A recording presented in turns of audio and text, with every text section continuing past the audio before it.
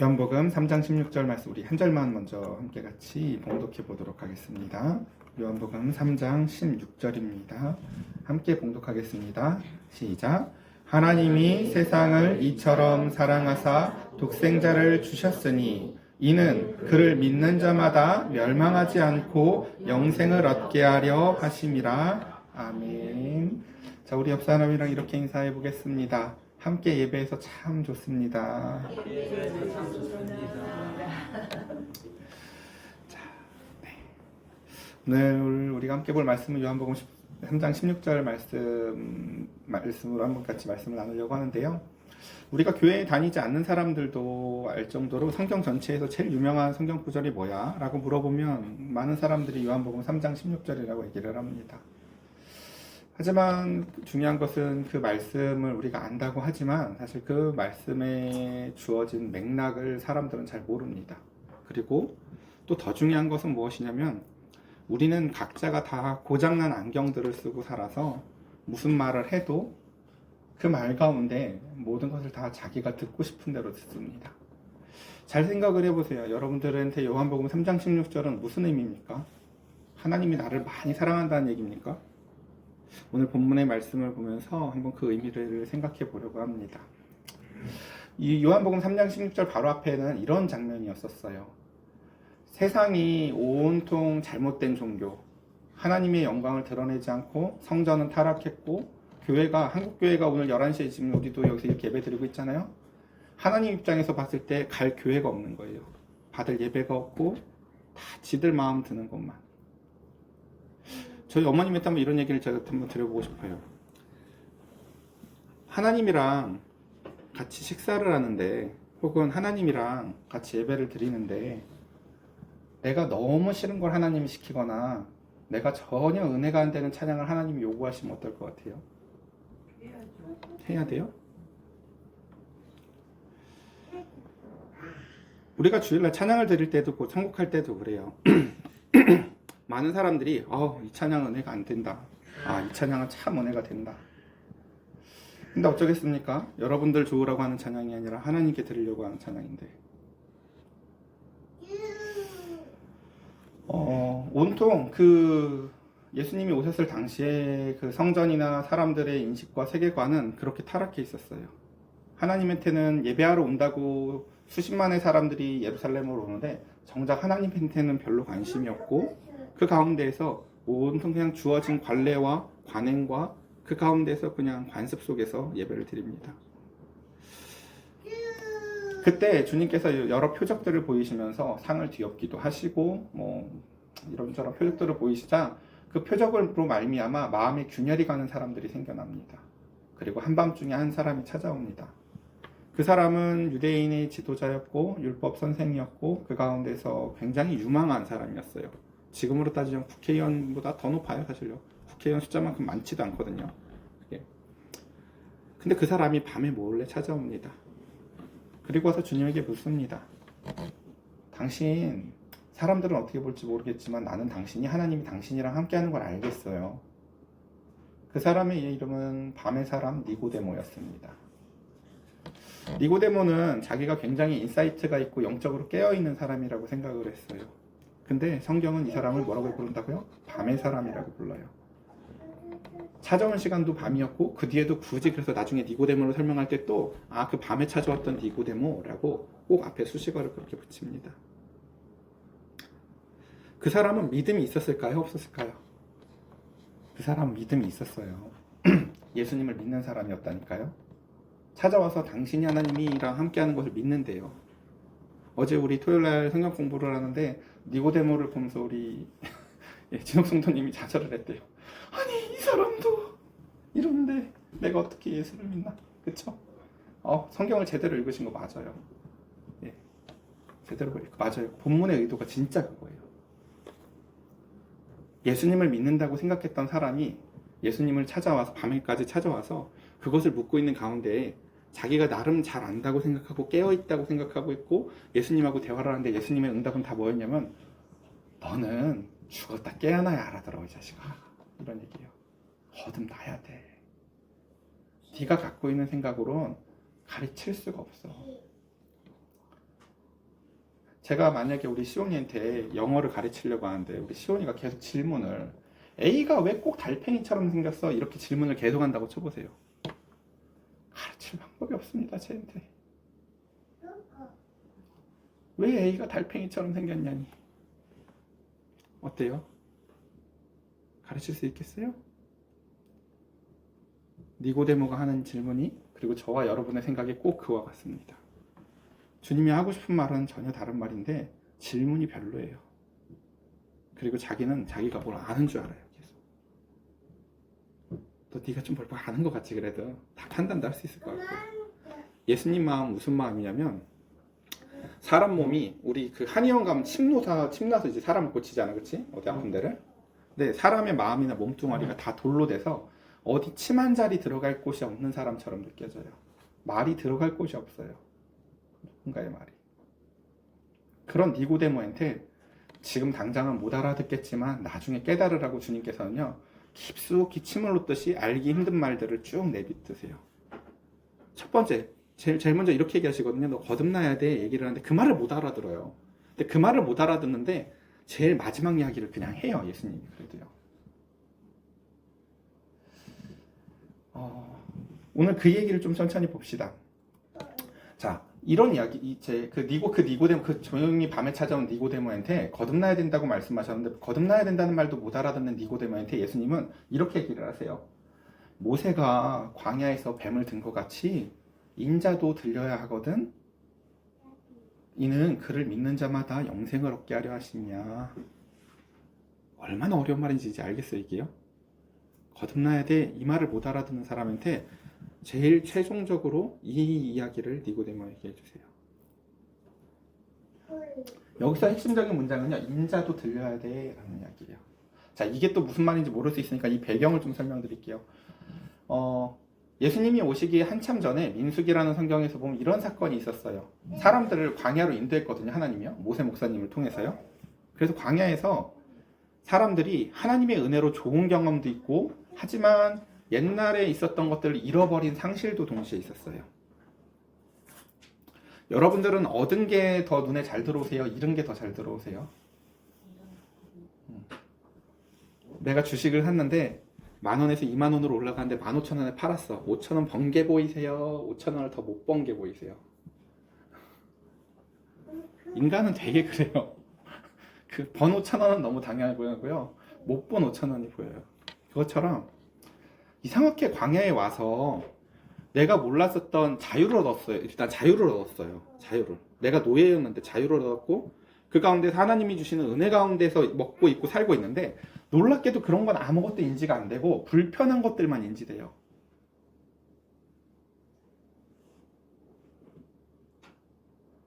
그 광야에서 백성들이 계속 불평불만을 하는데 그때 이제 그 가나안 땅이라는 땅이 이렇게 초입에 있는데 바로 그 초입에서 갑자기 여기에 있는 에돔 모압 이렇게 이제 길을 허용해주지 않아서 길을 이렇게 돌아가야 되는 상황이 됐어요. 자, 그러자 백성들이 호르산에서 출발해서 홍해길을 따라서 에돔 땅을 우회하려고 하였다가 길로 말미암아 백성들의 마음이 상해요. 여러분 사람이 이렇게 약해요. 사람이 진짜 약해요, 여러분. 여러분들 우리의 실력이 뛰어나지 않기 때문에 제발 예배 시간 전에요. 여러분들 서로 교제하지 마세요. 내가 오늘 예배를 잘 드리러 왔다가도요, 누가 나 하나 마음 푹 상하게 하잖아요. 그날 예배를 망쳐요. 이상하죠? 그건 그거고 예배는 예배지 할 것 같죠? 아니에요. 사람은 그렇게 대단하지 않아요. 사람 되게 약해요. 뭐 요만한 거 하나로 기분을 상하잖아요? 그럼 그 사람하고 관계만 틀어지는 게 아니라 모든 사람이 싫어지고요. 작은 것으로 말미암아, 그러니까 예수님이 작은 자 하나를 시험에 들게 하면 연자맷돌을 매가지고 목에 메고 뛰어드는 게 낫다고 하시는 말씀이 그래서 그래요. 너는 얘 기분 조금 상하게 한 것 같지? 걔는 그날 하루를 다 망쳤어. 걔는 그날 그걸로 어떤 지옥을 살았는지 아니? 우리가 저지른 죄의 값을 상상하지도 못해요, 사실요. 다시 백성들이요, 여태까지 하나님의 은혜를 많이 받았는데 길을 돌아가야 된다는 게 그게 그렇게 짜증이 날 수가 없어요. 와, 그러니까 받은 건 모르겠고 내가 지금 돌아가야 되는 상황 때문에 마음이 상해서 백성들이 하나님과 모세를 향해서 원망합니다. 어찌하여 우리를 애굽에서 인도해 내어서 이 광야에서 죽게 하는가? 이곳에서는 먹을 것도 없고 물도 없도다. 우리 마음이 이 하찮은 음식이 싫어하노라. 제가 만약에 우리 딸들을 데리고 롯데월드에 갔는데 한참 놀다가 한 3, 4시, 5시간쯤 놀다가 걸어가면서 이런 소리 한다고 쳐보세요. 우리를 왜 이렇게 다리를 아프게 만드는가? 배고파 죽겠도다. 여기 누울 데도 없도다. 앞에 5시간 논건 기억을 못하고, 그리고 줄 서는 지경. 뭐야, 통으로 빌리던가. 이거 기다려야 되네 이거. 응? 신나게 해준다더니 뭐가 신나. 아이의 눈에 부모가 자기에게 해준 것들은 보이지 않고 내가 생각한 거랑 다른 것만 보이는 거죠. 롯데월드에 간다고 했지 롯데월드 갈 때 놀이기구에 줄을 서야 된다는 건 내 계산에 없거든요. 하나님이 가나안 땅으로 데려가겠다고 했지 내가 길을 최적의 길로 빨리 인도하겠다고 말하는 적이 없다고. 근데 내 생각하고 달라지자 그 가운데서 불평과 불만을 해요. 그리고 이곳에는 먹을 것도 없고 물도 없도다. 여호와께서 불뱀들을 백성 중에서 보내서 백성들을 물게 하세요. 여기서 중요한 건요, 뱀이라는 거, 여기서 중요한 건요, 뱀은요, 이미지나 상징이 아니라 진짜 그냥 뱀이에요. 예. 그러자 그 뱀을 백성들이 물려서 백성들이 죽게 되자 백성이 모세에게 이르러 말하되 우리가 여호와 당신을 향하여 원망함으로 범죄하였사오니 그냥 감이 빡 와요. 우리가 막 불평하는데 갑자기 어디서 쎄한 느낌이 나는데 누가 하나 뭐 물려요. 그리고 또 제가 물려요. 그 뱀이 사람들을 막 물고 사람들은 이렇게 본능적으로 알아요. 하나님이 다 듣고 계시구나. 그리고 여호와께 기도하여 이 뱀들을 우리에게 떠나게 하소서. 모세가 백성을 위해서 기도하며 여호와께서 모세에게 이르되, 이상하죠? 지가 기도하면 되잖아요. 근데 사람들이 모세한테 요청을 하고 모세가 하나님한테 기도를 해요. 그런데 하나님이 모세한테 이렇게 말씀하세요. 불뱀을 만들어서요, 장대 위에 매달아서 높이 들고 있으면 그 모세가 놋으로 뱀을 만들거든요. 그래서 그 장대 위에 달린 그 장대 위에 다니 뱀에게 물린 자들 중 가운데서도 그 뱀을 놋으로 만든 모세 같은 뱀을 본 사람들이 그 뱀에 물린 상처들이 낫고 치유함을 받아서 살았다라는 얘기예요. 자, 이해가 돼요? 안 돼요? 뭐가 돼요? 뭐가 하나님이시니까. 네. 들려진 뱀을 보면 왜 살까요? 왜 뱀일까요? 여러분 뱀 좋아해요? 안 좋아해요? 은혜가 안 되죠? 갑자기 뱀 얘기를 하니까. 우리는 편견이 참 많아요. 편견을 깨셔야 돼요, 사실은. 그러니까 나는 내 생각이 객관적으로 생각하지만 성경은 내 생각을 다른 말로 편견이라고 얘기를 해요. 편견이라는 건 이런 거예요. 그리다만 그림이 있는데 사람마다 다 이게 저걸로 보이는 거예요. 사람마다 다르거든요, 보이는 게.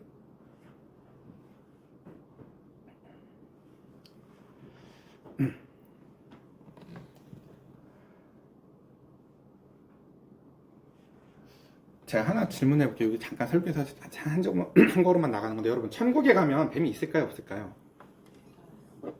맞아요? 없어? 그런 건 없어야 될 것 같죠? 있습니다.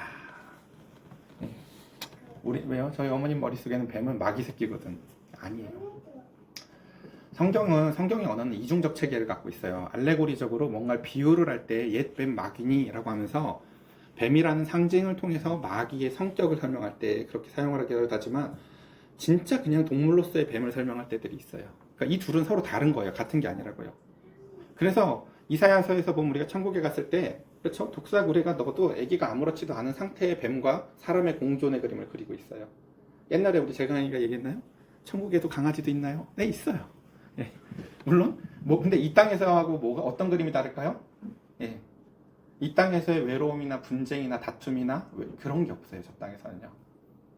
서로 포식자와 이렇게 먹히는 관계 같은 피라미드 구조가 없어요. 동물이고 사람이고 서로 아끼고 사랑하는 관계. 난 그래서 나중에 천국 가면 바퀴벌레랑 모기가 제일 궁금해요. 얘들은 원래 어떤 모습이었습니까? 선할 게 진짜 없어 보이지 않니, 얘들은? 그치, 막 지네 이런 애들. 그쵸? 다시 돌아서 볼게요. 자, 이 사건을 이야기하면서 예수님이 지금 이런 얘기를 해요. 지금 1도 못 알아듣는 니고데모한테 인자도 그때 그 들었던 노뱀처럼 높이 들려야 돼 라고 얘기를 하세요. 그리고 이는 그를 믿는 자마다 영생을 얻게 하려 하심이라. 광야에서 우리가 잘못을 해서 불뱀한테 물려 죽는 것까지는 이해가 되는데, 거기서 해결책이 갑자기 모세가 기도를 했고 모세가 우리를 물렀었던 그 뱀의 형상을 따라서 높이 그 뱀을 들어서 보게 하고 야 이걸 봐라 라고 하면서 그 가운데서 물려 죽겠는데 그게 치료나 해주지 저게 뭔 짓이야 라고 쳐다보지 않는 사람도 있고 그 말씀에 순종해서 그래도 한번 봐볼까 하고 보는 사람이 있더라는 거예요. 너 볼 거야? 뱀에 물렸어. 그래가지고 엄마랑 아빠랑 삼촌이랑 막 싸워. 야 진석이 뱀에 물렸어. 삼촌은 빨리 업고 병원을 가재. 엄마는 얘기해. 아니야. 우리 저기 모 목사님이 저걸 보고 났는데 진석아 빨리 저걸 봐. 삼촌 말을 들을 거야? 엄마 말을 들을 거야? 병원이 더 신뢰가지 않아요? 그죠? 우리 모 목사님 얘기는 사실 이성적으로 상식적으로는 되게 이해하기 어려운 메커니즘을 갖고 있어요. 보고 싶어요? 뱀한테 물렸는데 뱀으로 만든 막대기를요? 꼴도 보기 싫을 것 같은데 나는 뱀이 나를 물었는데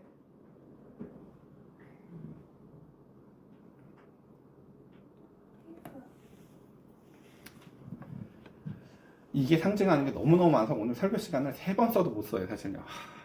그게 뱀의 모양인 이유가 있어요 사실요. 우리가 요한복음 3장 16절을 다시 한번 제가 얘기해 볼게요. 하나님이 세상을 이처럼 사랑하사 독생자를 주었으니 이는 믿는 자마다 영생을 얻고 심판받지 않고 구원을 얻게 하려고 하는 거래요. 자 여기서 뭐가 느껴져요? 사랑? 하나님의 크신 은혜? 순종? 갑자기 왜? 거기서 왜 순종이 나오죠 여기서? 왜 순종이 나오죠? 네? 네. 알겠어요. 자 일단 천천히 한번 본문으로 들어가 볼게요.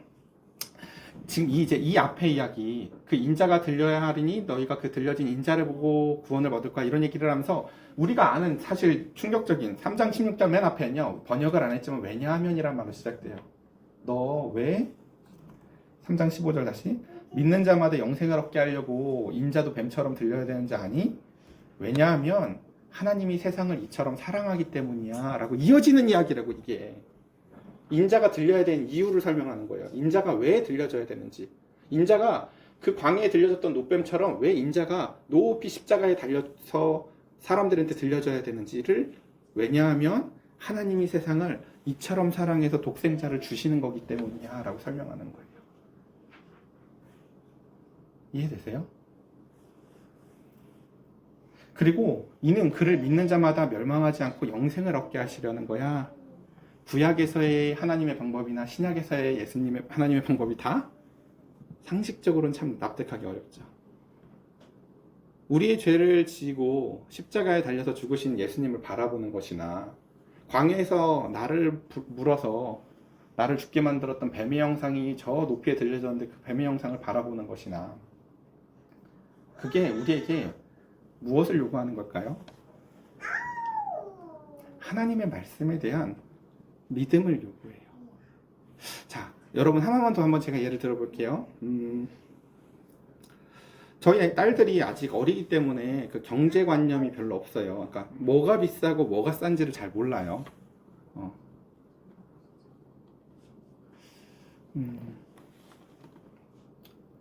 아이들이 막 엄청 힘들게 얘기하는 거야. 나 이것 좀 꼭 갖고 싶어 하는데 그게 300원, 500원짜리일 때가 있어요. 막 되게 힘들게 부탁해. 나 그거 꼭 갖고 싶은데 한데 싼 거야.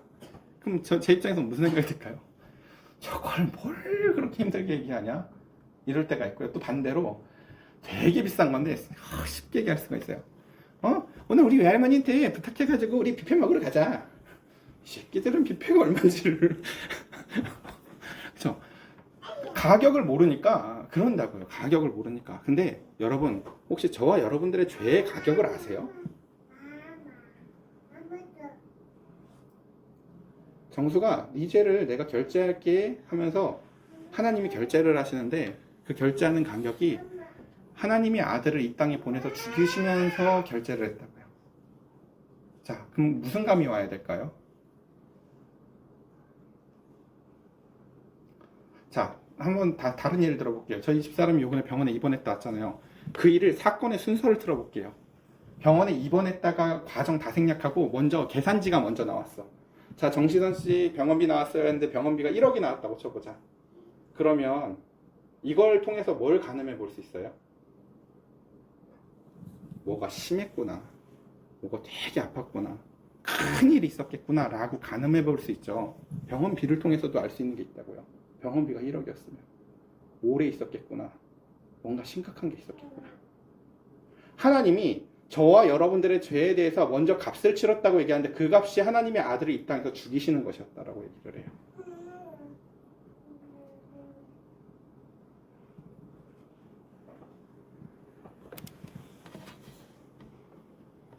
납득은 잘 안 돼요. 우리의 죄에 대해서 우리는 잘 감각이 없으니까. 왜 그게 그렇게 말도 안 되게 비싼 가격인지.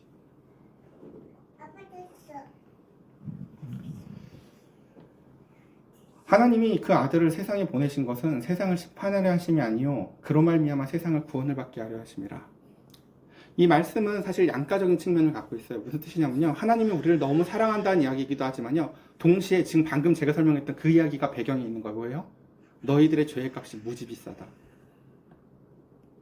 너희들은 사실 심판 앞에 놓여져 있는 거란다.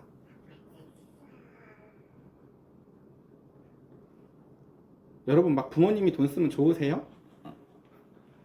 저는요, 저희 부모님도 그렇고 장모님, 장인어른도 그렇게 돈 쓰는 거 별로 안 좋아요, 사실요. 왜요? 힘들게 돈 버는 걸 알잖아요, 그쵸? 와! 하고 안 행복하다고. 왜? 그게 얼마나 힘들게 벌어지는지를 알잖아요, 그쵸? 예수님이 십자가에서 달리는 게 막 행복하세요? 그건 받아서요? 좀 괴로워요. 내 죄가 얼마나 지독하면 저런 대가를 치러야 될까?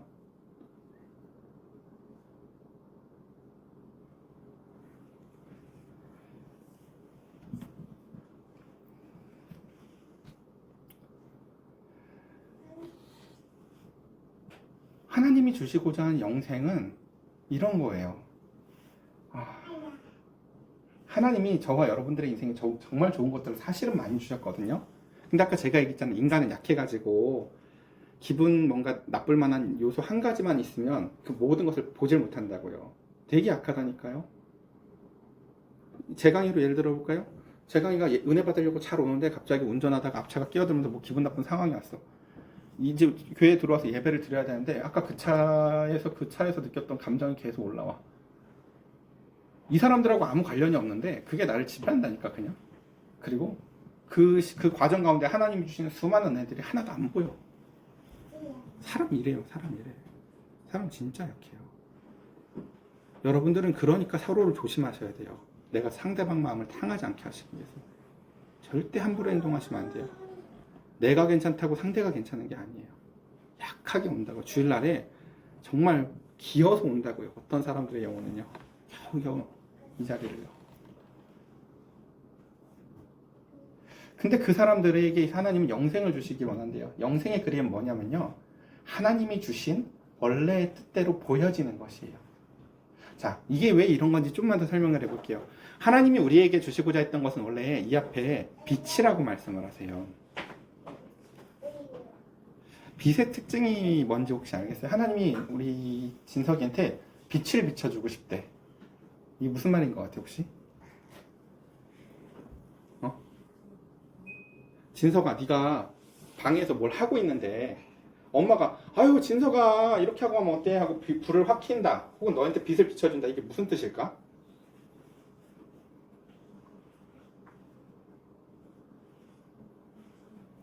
네가 잘 보이지도 않는 환경에서 뭘 하고 있겠지. 그렇지? 여러분들은 혹시 양치를 잘 하세요? 깨끗하게? 저는 저희 부모님이 딱딱한 이를 잘 물려주셔서 충치균이 제 이빨을 잘 못 먹는데요. 그래서 제가 칫솔질을 잘하는 게 아니라 그냥 제 이빨이 그런 것 같아요. 근데 거울을 보고 양치를 할 때 말고 우리가 이제 관습적으로 그냥 하잖아요. 양치를요. 거울 안 보고도 막. 그럼요. 그러고 나서 거울 가까이 가서 자세히 보잖아요. 안 닦였어요. 5분을 닦았는데도 자세히 보면요. 그때 딱 느껴요. 시간, 강도 하나도 안 중요해. 가까이 거울 앞에 가서 보고 빡빡빡빡 시원한 느낌도 소용없어. 보고 빼야 돼. 그냥 이렇게 내 눈으로. 하나님은 우리에게 그런 이야기를 하시는 거예요. 네가 아무리 교회 가서 손으로 박수치고 부르짖고 난리를 쳐도 그건 그렇게 해서 닦아지는 게 아니야. 먼저 불을 켜야 돼 라고 말씀하세요. 그리고 보여줘야 돼요. 그리고 이해되어져야 돼요.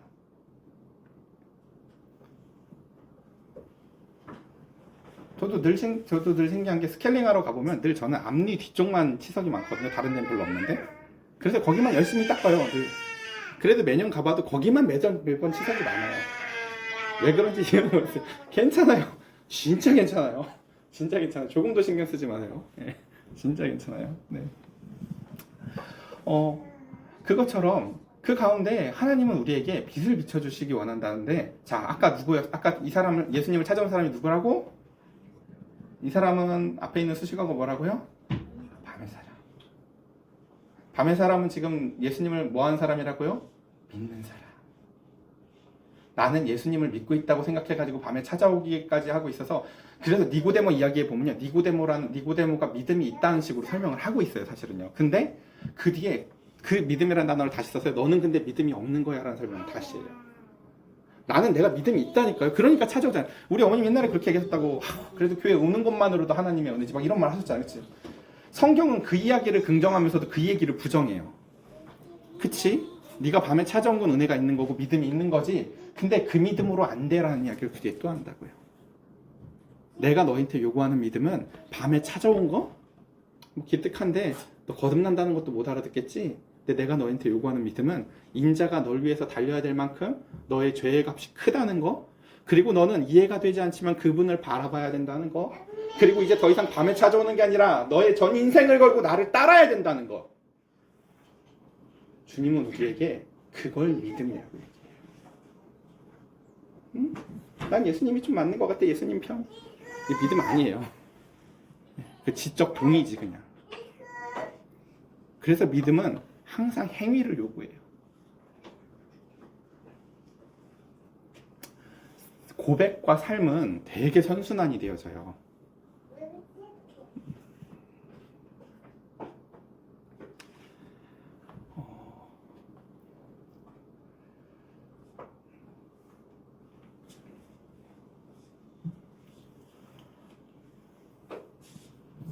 나중에 우리 진성이가 연애를 할 때 좋아하는 여자가 나타났어. 네 마음이 한 70쯤인 것 같아.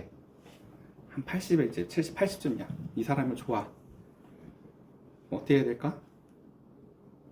그냥 80 좋은데 사귀자는 말도 안 하고 그냥 같이 밥만 먹고 다니면 돼? 안 돼? 그러면 안 돼. 나는 그랬는데 넌 그러면 안 돼. 나는 몰랐으니까. 내가 가르쳐 주잖아. 그래서 그러면 안 돼. 고백을 해야 돼. 내 마음이 지금 이만큼인데 내가 너를 사랑하는 것 같다. 우리 같이 하자. 네가 고백을 하잖아? 그럼 어떻게 되는 줄 알아? 그때부터 값이 붙어. 이제 그 여자는 네가 한 고백 이후로의 행동을 가지고 네 말에 값을 매겨. 저 사람은 사랑한다고 말을 했는데 행동을 어떻게 하나를 통해서 네 말에 가치가 생겨. 그 말을 한 다음부터 네가 막 이렇게 이 여자를 막 보호하고 막 차가운데 앉지도 못하게 하고 막 이래.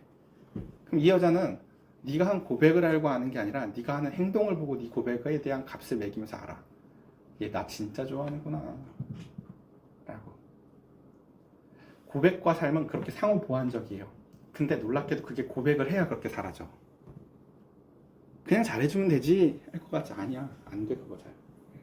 고백을 해야 그 뒤로 내가 한 말에 대한 책임도 느끼고 그 책임 뒤에 내가 그 삶으로 인도되어져서 살아요. 그리고 그 말에 있어서 내가 이 사람을 더 사랑하는구나 라고 마음이 80에서 90으로 올라가요. 그리고 이게 사람하고 관계만 그런 게 아니라 하나님하고의 관계도 똑같아요. 여러분 신앙생활을 하나님한테 사랑한다고 고백도 제대로 하지 않고 살아가잖아요. 밖에 세상 사람들한테 나 예수 믿는 사람이야 당당하게 커밍아웃 하지 않잖아요. 절대 성장하지 않아요. 신앙은요. 사람들이 다 막 주식 얘기하고 막 이렇게 얘기할 때요, 나는 예수 믿는 사람이라 그런 거 크게 개의치 않아 라고 당당하게 이야기할 수 있어야 돼요.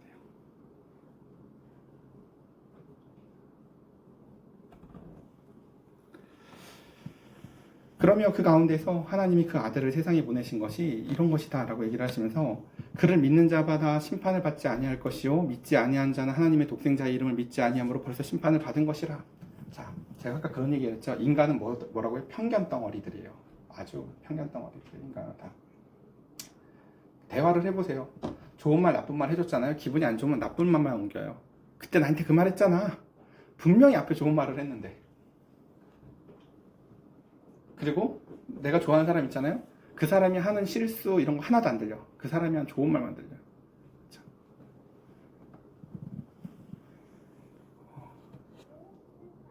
저도 설교를 녹음해서 올리면 피드백이 있어요. 이제 어떤 분들은 너무 적용이 잘 되는 설교가 좋다는 분들이 있어요. 그러면 난 내가 들었을 때 막 그 정도 아닌데 막 그래서 막 그렇구나 이게. 어떤 분들은 이래요. 설교에 욕만 줄여도 성도가 2배 늘 거다. 제발 욕 좀 하지 마라. 설교 시간에. 네. 그러니까 그 각각이 사람들마다 느끼게 있는 거죠.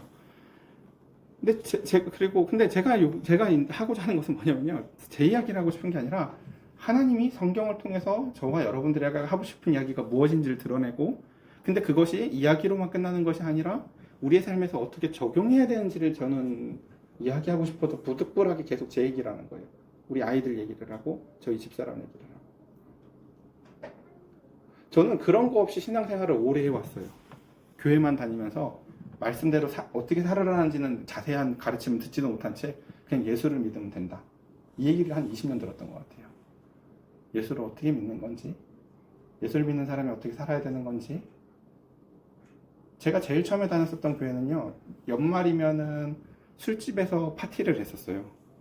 저는 제가 처음 간 교회가 그랬어서 그냥 그런 건 줄 알았어요. 장로님들이랑 다 같이 동네에 큰 호프집을 빌려가지고 거기서 성탄절 때 거기서 막 뭐 이렇게 술도 마시고 이랬다니까요.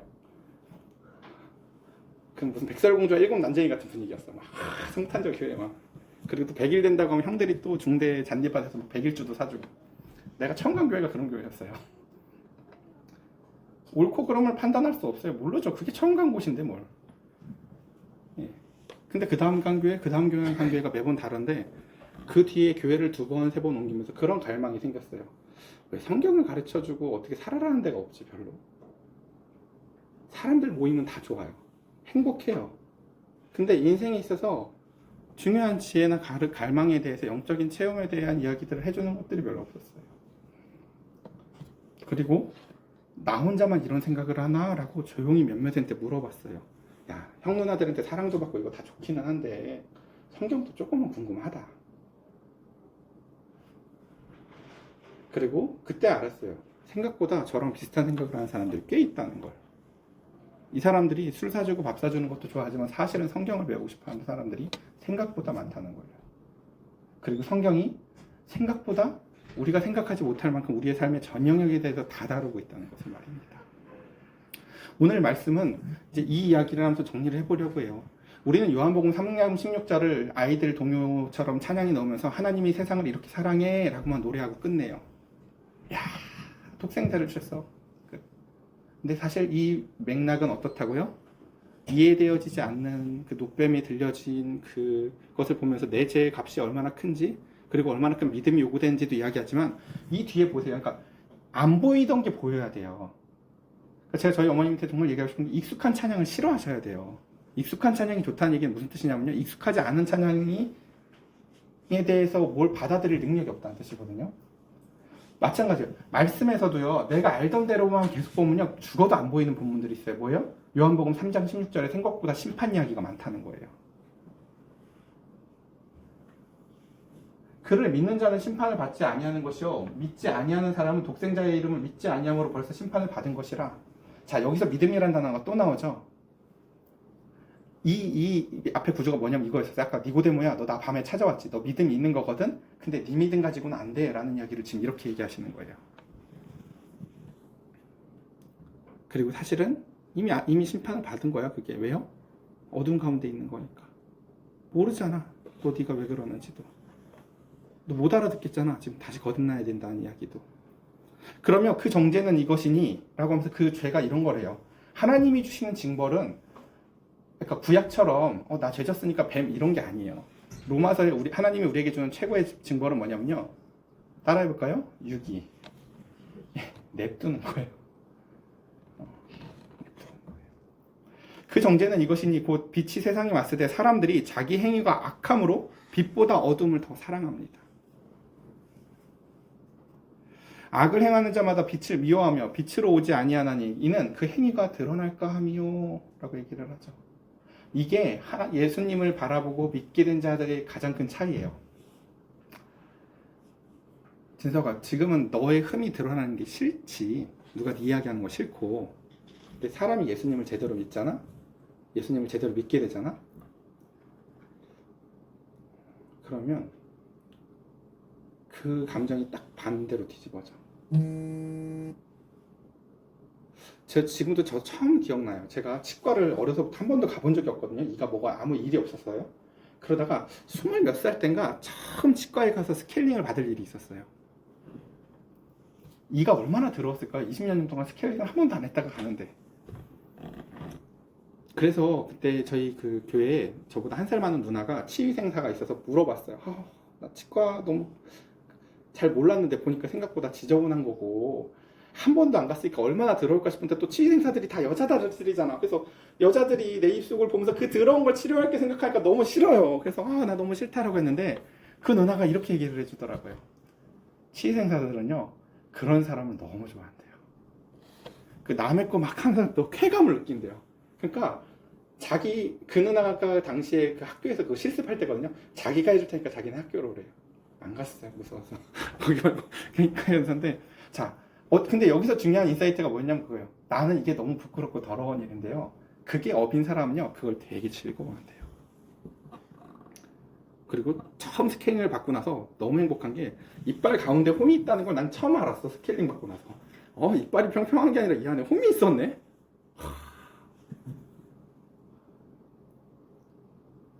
하나님이 우리의 죄를 씻어주시고 그 가운데에서 우리의 죄에 대해서 빛을 비춰주시고 내가 원래 어떤 존재였는지를 알게 하시며 그 가운데서 그 값을 치러주시는 그 은혜를 믿음으로 바라볼 때 드는 기분이 좀 비슷해요. 그리고 그 뒤로는 어떤 삶을 살아나가냐면요. 내 연약함을 드러내고 하나님의 영광을 드러내는 것을 기뻐해요. 사람이 예수를 믿기 전에 어때요? 내 흠을 가리고 내가 안 한 것도 내가 한 것처럼 영광을 먹고 싶어요. 사람이 원래는. 근데 사람이 예수를 믿게 되면요. 하나님이 우리의 흠을 다 드러나게 하시거든요. 다 밝히 보여주시거든요. 그게 드러나는 것을요. 크게 부끄러워하지 않아요. 왕이었던 다윗도 자기가 간음한 걸 시로 써서 알릴 만큼. 그런 놈인데 하나님이 나를 사랑해 주셨어요. 그러니까 세상 사람들이 그리스도인들을 보고 빛이라고 얘기하는 거예요. 그리스도인. 쟤들은 성격이 진짜 이상해. 우리 세상에서 살 때 뭐예요? 야, 네 약점 말하지 마. 네 그런 거 말하지 마. 약점 내 세상에서 사람들하고 함부로 네 대화하지 마. 우리 그렇게 배워요. 보통 세상 나갈 때요. 저도 처음에 목회 나갈 때 나이드 목사님이 그랬어요. 성도들하고 내밀한 거 나누지 말고 절대 목욕탕 가지 마라. 너를 우습게 본다. 근데 성경은 그렇게 말하지 않아요. 네 연약함 때문에 네가 연약하지 않아서 사람들이 널 존경하는 게 아니라 네가 연약하지 않고 온전해가지고 사람들이 너를 따를 게 아니라 너는 연약해도 너를 사랑하는 하나님이 크시기 때문에 하나님이 널 붙잡고 일하는 거니까 드러내도 돼 라는 게 성경의 주장이고 저와 여러분들에게 하나님이 주시는 말씀이에요. 오늘 말씀을 이렇게 정리해 봅시다. 하나님은 저와 여러분들의 죄의 값을 이미 그리스도를 십자가에서 죽으시고 달리시며 높이 들어서 이제 그를 바라보라. 내가 너희를 위해서 값을 치렀다 말씀하십니다. 은혜로운 찬양일 수도 있지만 동시에 우리의 죄값이 얼마나 크면 저걸 지불하셨을까라고 우리는 생각할 수 있으면 좋겠습니다. 살다 보면 이해가 안 되는 순간들이 찾아옵니다. 제가 그 수유동의 첫 번째 집에서 살 때 한 번 있었던 일인데요. 이거 들으면 또 싫어하실 수도 있는데 그냥 얘기해 볼게요. 시온이 낳고 얼마 안 됐을 때 일이었었어요. 시온이 낳고 한두 살쯤 됐었을 때인가요? 저희 윗집에 조금 정신이 온전치 못해 보이는 아주머니가 한 분 사셨었는데 시온이를 안고 올라갔는데 그분이랑 마주쳤어요. 근데 그분은 옥상에 텃밭을 이루고 있었어요. 깻잎도 심고 막 이렇게. 저 지금 잘 기억이 안 나요. 그때 지선이가 저랑 같이 있었는지 없었는지.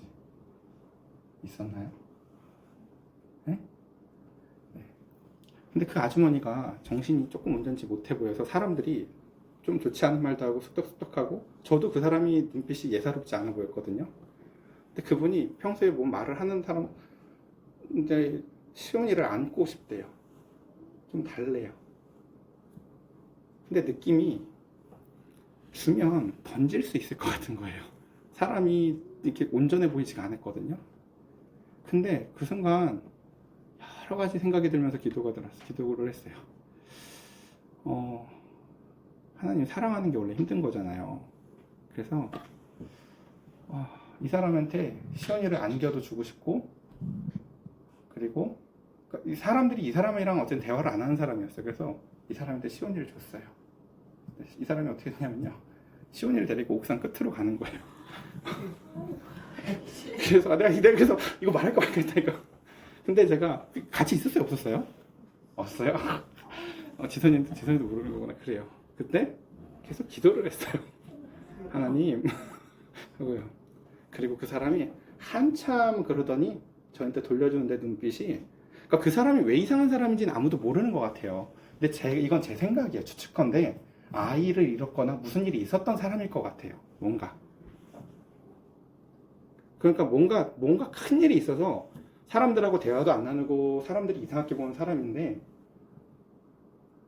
그 사람한테 시온이를 맡겨놓고 기도했어요. 그리고 그 사람이 다행히 안고 있다 시온이를 다시 저한테 돌려주셨어요. 그리고 이게 그때 아브라함이 이삭을 바칠 때 기분이었을까? 이게 하나님이 그리스도를 이 땅에 보내셨을 때 기분이었을까? 라고 생각해 봤어요. 자, 지금 제 말이 얼마나 위험한지 저도 알고 있어요, 이게요. 그렇죠? 다행히 아무 일이 없었으니까 지금 이야기를 이렇게 넘어가는 거지. 우리 신앙에 있어서 제가 근데 이야기를 하는 이유는 딱 하나예요. 우리 삶에 있어서는요,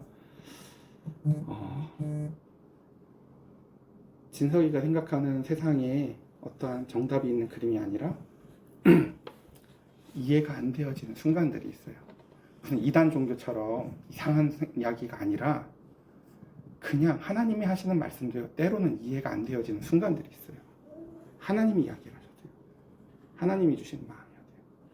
하나님, 난 저 사람이 사람들하고 아무도 어울리지 못하는데 저 사람을 사랑해주는 한 사람이 되고 싶기도 한데 우리 딸을 내어주는 위험함도 불편해요.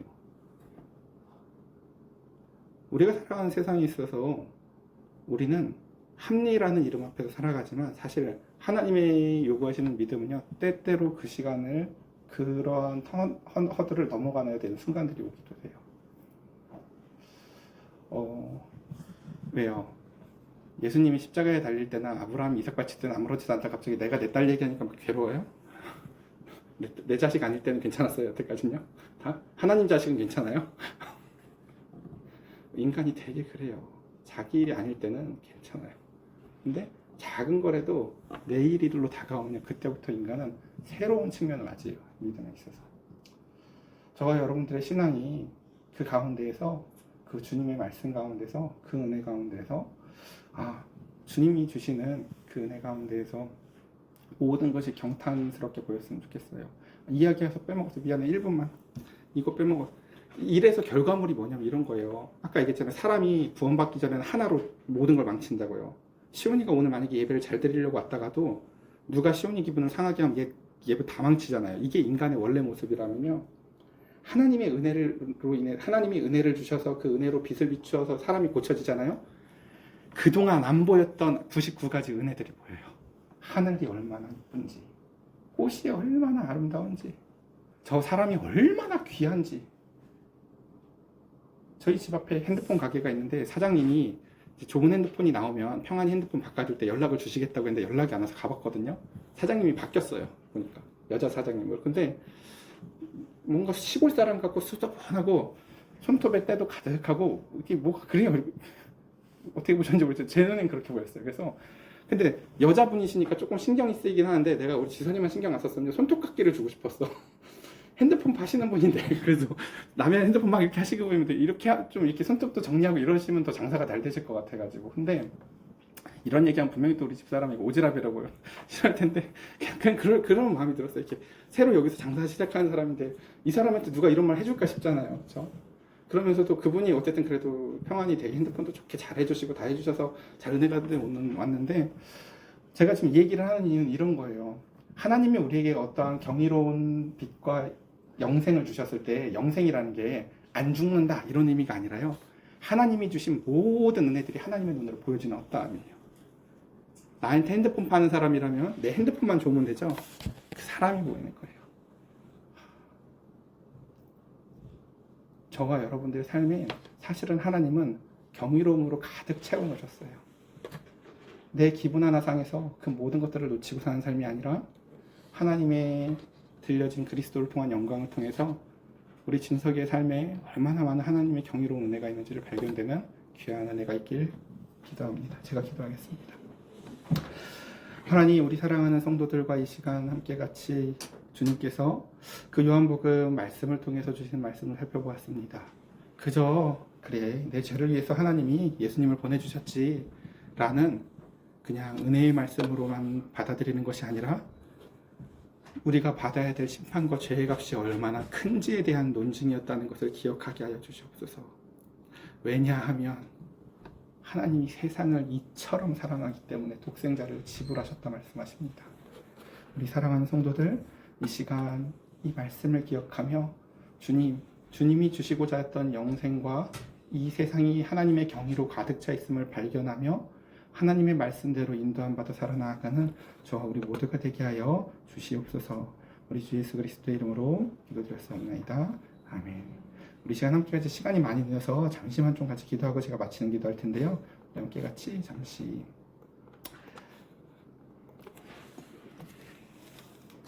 우리 이 찬양 1절만 같이 찬양 드리고 기도하죠. 1절만 같이 찬양 드리고 함께 같이 기도합시다.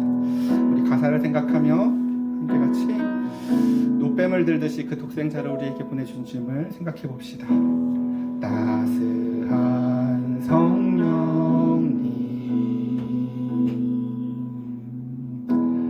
마음으로 보내 내 몸을 감싸며 주어지는 평안함 만족감을 느끼네. 사랑과 진리에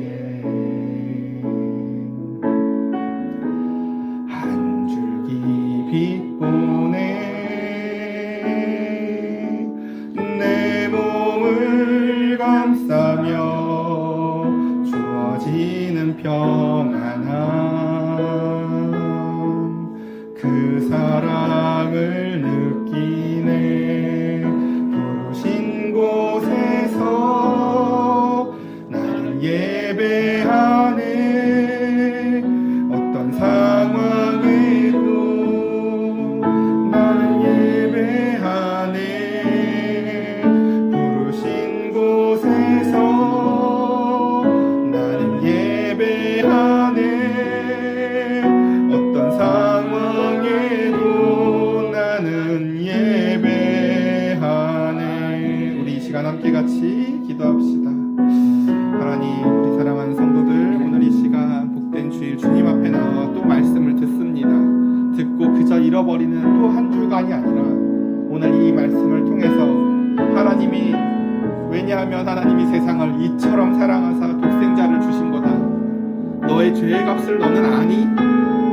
우리의 죄의 값이 얼마인지도 우린 잘 알지 못하며 그저 그 구원과 은혜와 영생, 그저 좋아 보이는 단어들만 붙잡고 그 말씀을 읽을 때 하나님은 그것이 죄에 대한 값이었고 심판에 대한 값이었고 우리를 향한 하나님의 사랑의 확증이었음을 주님 말씀하셨습니다. 우리 사랑하는 성도들, 이 시간 하나님 아버지 이 말씀을 생각하며 오늘 이 요한복음 가운데서 그 밤의 사람 니고데모에게 빛을 비춰주시되, 니고데모야 너 이 말을 알아듣겠니? 니고데모야 너 이 말을 깨닫겠니? 니고데모야 넌 이제 낮은 사람이 되어려. 하나님 아버지, 우리 한 사람 한 사람 그저 지적으로 동의하고 내가 믿는다고 말하지만 사실은 아무것도 살아보지 못했고 행동해보지 못했고 믿음으로 증명해보지 못했던 삶 가운데서 이젠 일어나 빛을 발하라. 하나님께서 우리에게 이사야를 통해 말씀해 주신 것과 같이 주님의 말씀을 살아내고 하나님 아버지 몸부림치고 하나님의 말씀 가운데서 영광을 드러내는 우리 사랑하는 성도들 되길 원하오니 주여, 말씀이 육신이 되어 이 땅에 오신 주님, 우리 사랑하는 성도들 말씀대로 살아나갈 때 하나님의 영광의 빛이 비추게 하여 주시옵고 그 영광의 세상의 빛 가운데 하나님이 주시는 세상에 가득한 하나님의 경의를 발견하게 하여 주시다. 하나님이 주시는 마음의 즐거움과 기쁨과 사랑과 희락이 넘치는 교회와 가정을 이루게 하여 주시옵소서. 주님, 우리 사랑하는 성도들 그렇게 주님을 자랑하게 하여 주시옵소서. 그렇게 이제 앞으로 요한복음의 말씀을 큐티해 나아가며 주님을 더 알아가게 하여 주시옵소서. 하나님 우리를 얼마나 사랑하시는 것인지, 얼마나 극진히 사랑하시는 건지, 얼마나 그렇게 사랑하시는 건지, 대체 이처럼 사랑하시는 것이 무엇인지 하나님 우리는 알지 못하나 하나님 아버지 이제 그 말씀들을 통하여 주님께서 이 땅에서 보여주신 그 7가지 표적들을 통하여 하나님 우리의 향한 하나님의 사랑을 확증하게 하여 주시옵소서.